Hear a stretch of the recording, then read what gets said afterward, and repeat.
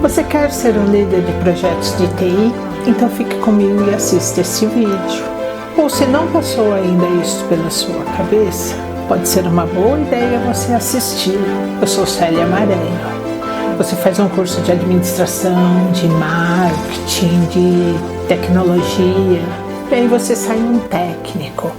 Você aprende toda a parte técnica de se aplicar, mas você não aprende a ser um líder de projetos. Aí, se você for tentar ser um líder, você provavelmente vai falhar como tal, porque você não aprendeu essas partes. Se você estiver assim como o André, que é formado em tecnologia e já trabalha com desenvolvimento há 5 anos. Nossa, preciso fazer algo, preciso mudar na minha carreira. Eu gosto de desenvolver pra caramba, mas eu quero partir para gestão, eu gosto de planejar.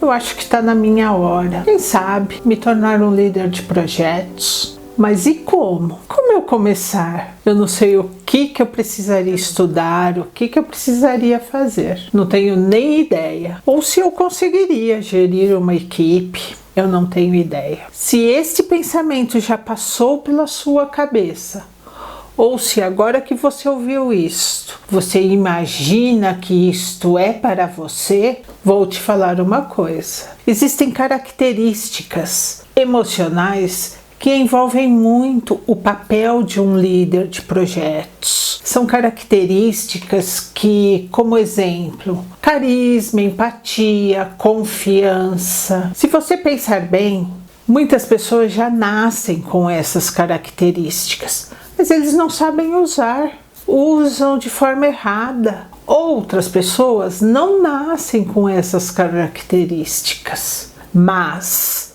eu vou te dizer que é totalmente possível você treinar, aprender a usá-las da melhor forma possível, que você vai adquiri-las com treinamento e saber usar no momento exato. Se você treinar as suas aptidões, seus skills, para utilizá-los da melhor forma, possivelmente você vai aplicá-los no momento exato, na hora certa de ter que usar. Estas são umas características que depois que você treinou bastante, elas vão estar tão dentro de você que ninguém vai dizer que você não as tinha.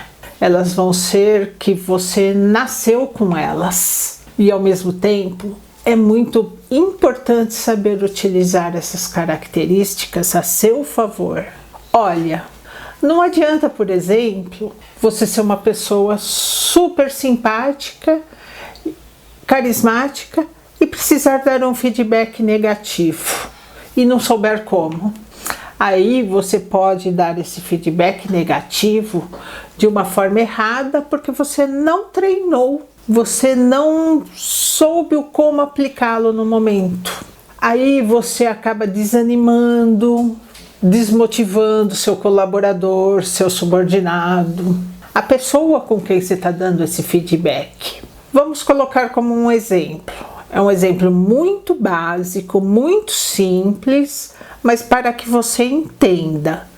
E você pode transportar esse exemplo para qualquer área da companhia. Em muitas companhias acontece isso. Você é proprietário de uma lanchonete, está olhando tudo o que está acontecendo na sua lanchonete. Algo sai errado.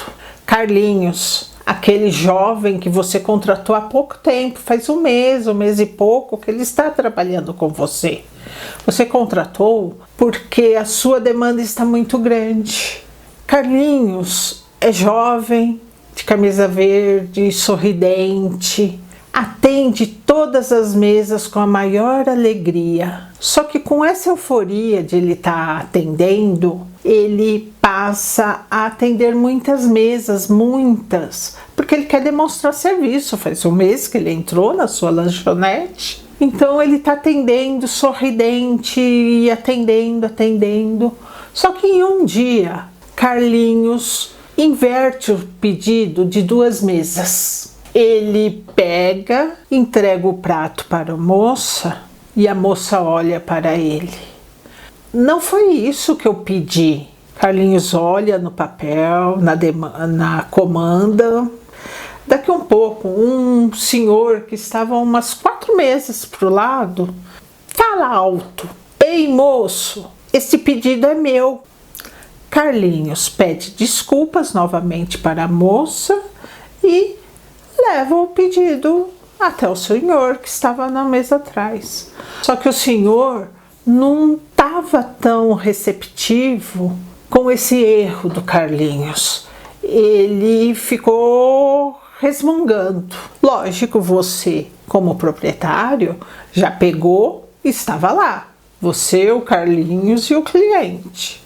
Ao perceber o que tinha acontecido, você olha para o Carlinhos e repreende na frente do cliente. Carlinhos, vê se presta mais atenção. O que está fazendo? No que você está pensando? Se isso acontecer novamente, eu irei demiti-lo.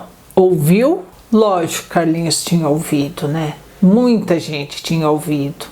Carlinhos pega e continua atendendo as mesas, mas com uma cara sem sorriso, fechado. Acabou de levar uma bronca na frente de muita gente. Esse exemplo é muito básico, é lógico, mas que muitos líderes deveriam ouvir e pensar nisso que eu acabei de contar. Como chamar a atenção de um funcionário sem que ele perca a motivação e, ao mesmo tempo, ensiná-lo naquele momento? Existem formas. Vamos voltar um pouquinho na nossa história. No momento que você está lá, do lado da mesa do cliente, você e o Carlinhos. Você vira para o Carlinhos. Carlinhos, pode ir lá atender as outras mesas. Vira para o senhor. Senhor, mil desculpas. Foi um engano e vamos fazer o possível e impossível para que isso não volte a acontecer. Pronto. Carlinhos saiu de lá e continuou atendendo as mesas. Aí assim que aquele movimento grande, vamos supor que era a hora do almoço, assim que aquele movimento acaba, você chama Carlinhos, sentam-se numa mesa distante e você fala para o Carlinhos: Carlinhos, você errou hoje, você trocou o pedido de 2 clientes. Imagine que aqueles pratos são 2 injeções, tá? Uma para um paciente e outra para o outro. E o médico pega e troca essas injeções. Se ele aplicar essa injeção nesse paciente, esse paciente pode vir até morrer. Nesse momento, aqui na nossa lanchonete, os nossos clientes dependem da gente. Este é o nosso mundo. Eu te transportei para um lugar num hospital. Imagine se o médico resolve atender todo mundo que está na sala de espera. Ele está lá, atendendo todo mundo. Corre um, outro. Algo pode dar errado? Possivelmente pode dar algo errado. Mesma coisa aqui. Não precisa abraçar todas as mesas. Você pode atendê-las de forma que você se sinta seguro de atendê-las da melhor forma possível.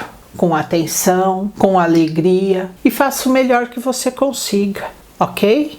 Ok. Pronto, você conversou com o Carlinhos, você falou com ele entendeu e ainda você ensinou. Essa história ela é muito básica, mas eu coloquei uma história dessa porque isso acontece em muitos lugares, numa empresa, em muitas áreas. Na área de TI, então, bastante, porque as pessoas muitas das vezes não sabem dizer não e vai abraçando as tarefas, os serviços. Aí o líder não sabe distribuir, então aquilo vai virar uma bola de neve. E algo pode dar errado? Sim, vai dar errado. Não tem como.